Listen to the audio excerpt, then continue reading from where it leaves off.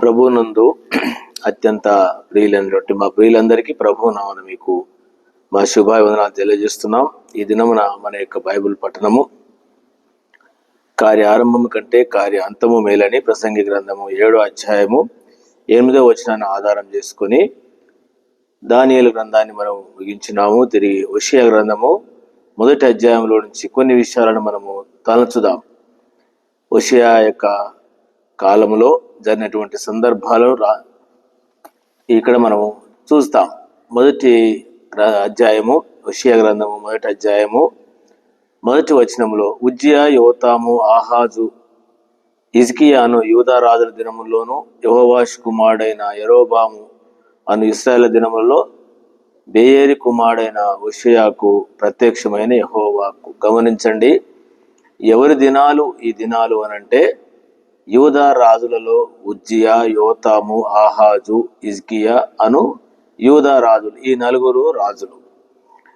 తర్వాత రాజుల దినముల్లో ఇశ్రాయేలుకు రాజు ఎవరు? యెహోవాషు కుమారుడైన యరొబాము అను ఇశ్రాయేలు రాజు దినముల్లో యరొబాములు ఇద్దరు ఉన్నారు. మొదటి యరొబాము వేరు, ఇతడు రెండో యరొబాము, యెహోవాషు యొక్క కుమారుడు.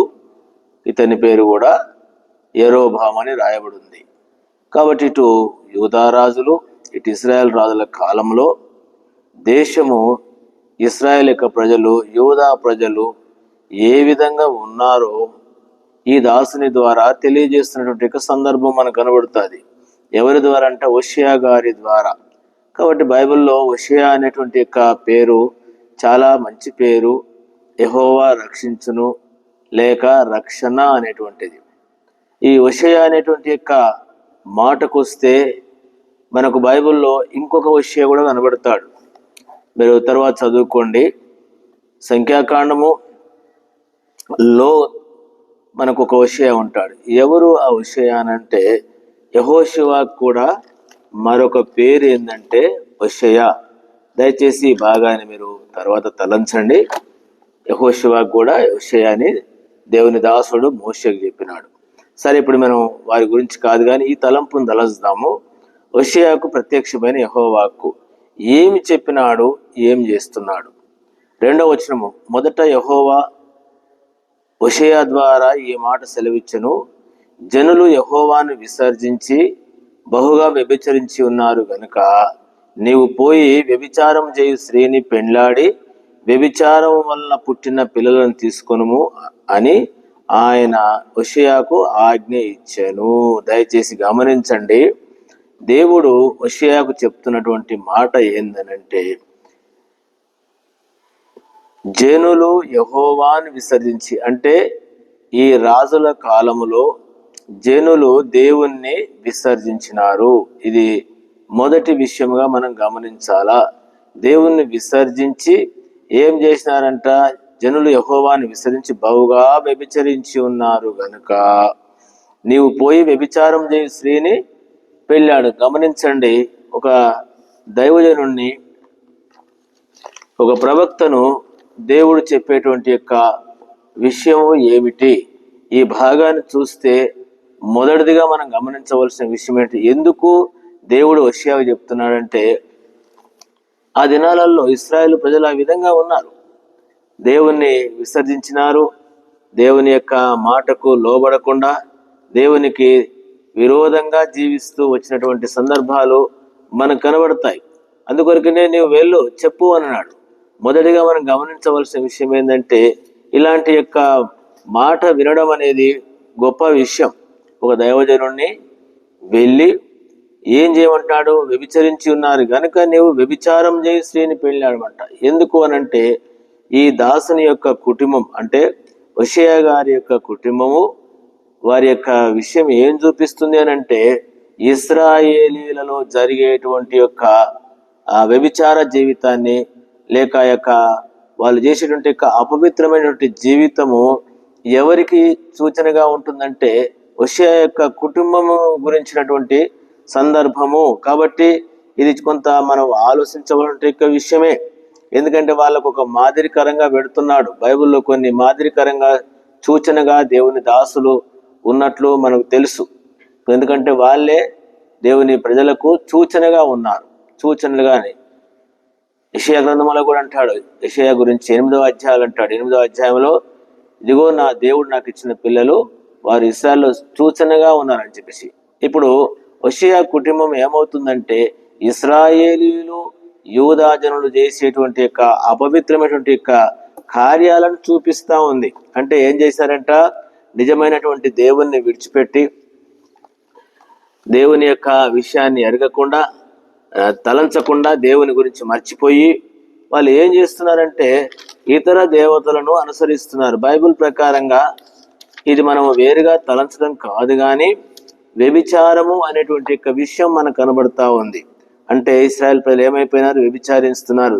దేని చూపిస్తా ఉంది అని అంటే ఇక వ్యభిచారం అని అంటే లోకరీతిగా వేరే ఏదో పాపము చేస్తున్నారు అనేటువంటి విషయం కాదు, కానీ బైబిల్ ప్రకారంగా వ్యభిచారం అనేటువంటి విషయాన్ని ఒక మాట మీకు గుర్తు చేస్తున్నాను. మొదటిదిగా ఇక్కడ భర్త, తర్వాత భార్య. భర్త విషయంలో తాను చేసేటువంటి యొక్క వ్యభిచారాన్ని గురించినటువంటి యొక్క సందర్భం, ఓ చిన్న సందర్భాన్ని నేను మీకు గుర్తు చేస్తాను, గమనించండి. యెషయా గ్రంథము 54వ అధ్యాయంలో ఈ విధంగా, ఇది మీరు వేరుగా తలంచకుండా ఈ భాగాన్ని, ఎందుకంటే కొంచెం మనం ఆలోచించే ఈ భాగాన్ని తలంచవలసిన వారంగా ఉంటున్నాం. అందుకనే యెషయా గ్రంథము 54వ అధ్యాయము 5వ వచనం, నిన్ను సృష్టించిన వాడు నీకు భర్త అయి ఉన్నాడు, సైన్యములకు అధిపతియగు యెహోవా అని ఆయనకు పేరు. గమనించండి, ఎవరు అనంటే నిన్ను సృష్టించిన వాడు. దేవుడు అనేటువంటి మాటకు వస్తే సృష్టికర్త, దేవుడు సృష్టించినటువంటి మనుషులో మనం. కాబట్టి నీవు ఎవరినైతే నిన్ను సృష్టించినారో ఆ దేవుని యందు విశ్వాసం ఉంచి ఆ దేవుని కొరకు జీవించటం అనేది ఒక మంచి జీవితం. ఆ దేవుణ్ణి మనము మర్చిపోయి ఆ దేవుణ్ణి నిన్ను సృష్టించినటువంటి దేవుణ్ణి కాకుండా ఇతర దేవతలను పూజించటం కూడా వ్యభిచారం కింద లెక్క వస్తుంది. దేవుడు అనంటే తండ్రి లాంటి వాడు, లేక ఈ విధంగా గమనిస్తే భర్త లాంటి వాడు, భరించేటువంటి వాడు. ఇప్పుడు ఏం చేసినారు వాళ్ళు, భరించేటువంటి దేవుణ్ణి, సృష్టికర్త దేవుణ్ణి విడిచిపెట్టి ఇతర దేవతలను, ఇతర పద్ధతులను, ఇతర యొక్క ఆచారాలను నమ్మడం కూడా, అనుసరించటము ఒక వ్యభిచారం కింద వస్తున్నటువంటి విషయం. నేను ఇంకొక మాట కూడా మీకు చదివి ముందుకు వెళుతాను. న్యాయాధిపతుల గ్రంథము 2వ అధ్యాయము 17వ వచనం గమనించండి. ఇక్కడ చాలా విషయాలు ఉన్నాయి, కానీ ఒక మాట చెప్తున్నాను అంతే. తమ పితరులు యెహోవా ఆజ్ఞలను అనుసరించి నడిచిన మార్గము నుండి త్వరగా తొలగిపోయి ఇతర దేవతలతో వ్యభిచరించి వాటికి నమస్కరించిరి.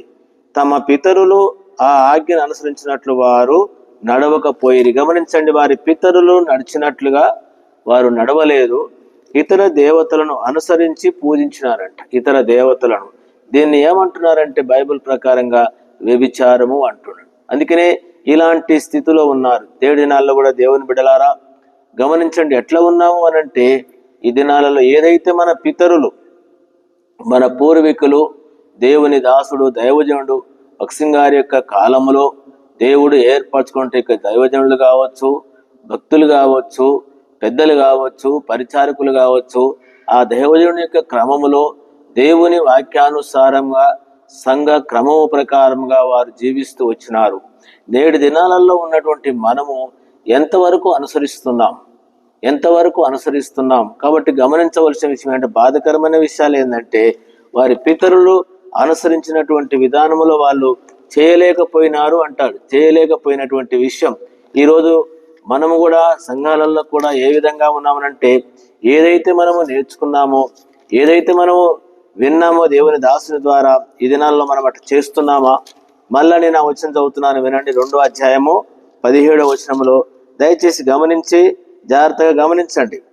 తమ పితరులు యెహోవా ఆజ్ఞలను అనుసరించి నడిచిన మార్గం నుండి త్వరగా తొలగిపోయి, ఏమైపోయారట? త్వరగా తొలగిపోయి ఇతర దేవతలతో వ్యభిచరించి వాటికి నమస్కరించిరి.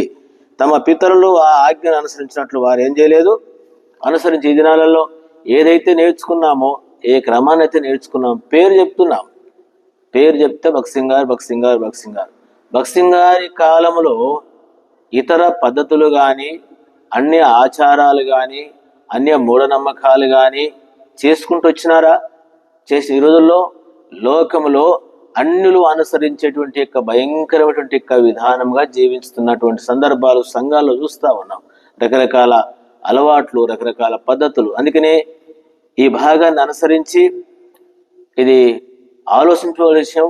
అయినా దేవుడు కనికరించి ఒక దాసుని పెట్టినాడు. అక్కడ హోషేయను పెట్టి తనే ఆ మాదిరికరమైన విషయాన్ని చూపించేవాడుగా ఉన్నాడు. కాబట్టి దేవుని బిడ్డలారా, ఏ విధంగా ఉంటున్నాం? నాకు ఒక మాట తలంపేందంటే పోయి చెప్పగానే ఈ దైవజనుడు విన్నాడు, విధేయత చూపినాడు. ఏదైతే చెప్పినాడో దేవుడు దాన్ని అనుసరించినాడు. ఇది గొప్ప విషయం.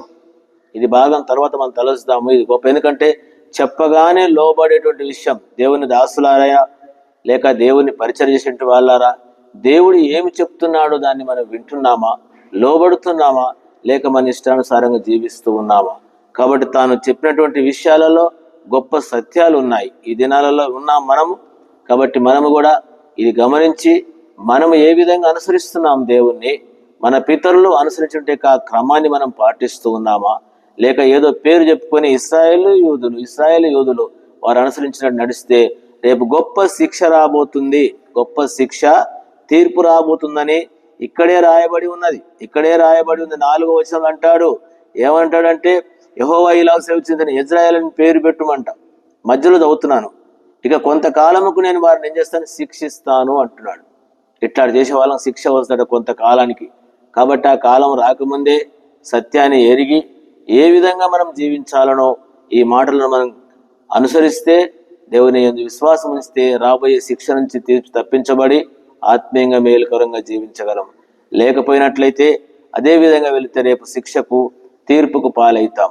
కాబట్టి గమనించి మనం ముందుకు సాగుదాం. ఆ విధంగా ప్రభు మనకు సహాయపడునుగా. ప్రియ తండ్రి, నీ పాదాల కొందనాలు. చదివినటువంటి యొక్క భాగము మేము అనుసరించాలని, మాటలు వినాలని, మాటలు వినకుండా వెళ్తే నష్టం ఉంది. కాబట్టి వింటున్న మాకు మేము ఏ విధంగా ఉన్నామో పరీక్షించుకొని కోరి జీవించ సహాయపడమని యేసు ప్రభు నామమున ప్రార్థించి వేడుకుంటున్నాను తండ్రి. ఆమేన్. మన తండ్రి దేవుని యొక్క ప్రేమ, మన ప్రభువైన యేసుక్రీస్తు కృప, పరిశుద్ధాత్మ సహవాసం చేయడం మనందరికి తోడై ఉండును గాక. ఆమేన్. Praise lord. మీ అందరికీ ప్రైజ్ లార్డ్.